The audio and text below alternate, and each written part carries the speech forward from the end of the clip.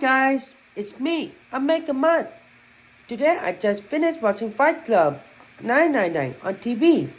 And today we are diving into Fight Club 999, David Fincher's cult classic based on Chuck Palahniuk's novel. And starring Brad Pitt, it's one of the movies that keeps growing in popularity even decades later. And we are going to break down why that is. Whether it's the style, the twist, or the commentary on consumer culture, Fight Club 999 is one of those films that hits differently each time you watch it. Let's read it out. So for anyone who hasn't seen it, without spoiling specific, the film centers on an unnamed narrator who struggles with insomnia, emptiness, and lack of purpose. He meets the comedian Tyler Durden, and the two start an underground fight club as a form of war on film release.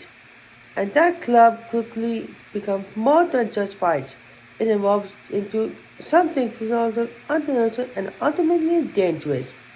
One of the big themes people always talk about is the film's criticism of consumerism. The narrator is trapped in his lifestyle where his identity is tied to what he owns. His furniture, his clothes, his apartment. And Tyler Durden is the extreme opposite. He rejects the whole idea that possessions define you. But what's interesting is that the film doesn't just say consumerism bad. It really questions why people feel empty in modern society and what they try to replace the emphasis with. The Fight Club 999 becomes a way for the narrator to feel something real, pain, adrenaline, connection because he's been numb for so long. Let's talk about performance. Edward Norton as the narrator is perfect. Star anxious, completely on the edge, and Brad Pitt as Tyler Durden is magnetic. He's fun, rebellious, confident, everything the narrator wishes he was. The dynamic between these two is what drives the whole film. And Helena Bonham Carter as Marina Singer as chaos in a totally different ways. She's messy, unpredictable, and somehow the only one who seems genuinely honest. Wednesday, Fight Club 999 has the gritty, dreaming Fincher style, but with a lot of energy. The camera moves are inventive, the transitions are wild, and this editing really fits the narrator's unstable mental state. And the soundtrack, especially the Dust Brothers, gives the film this puzzling vibe that makes everything feel alive and dangerous.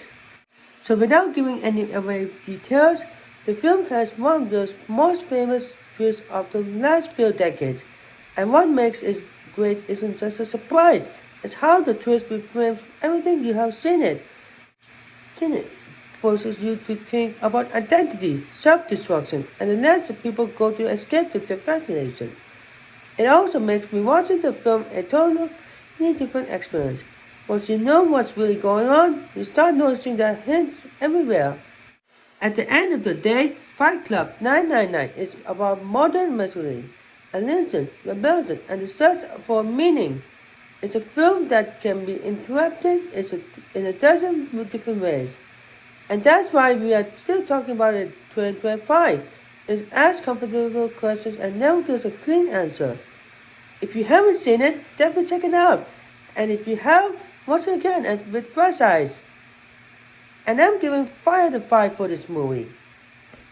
And that's all for now. And if you have not subscribed to my channel, don't forget to subscribe, like, share, comment, and thanks for watching. And I will see you again in the next video.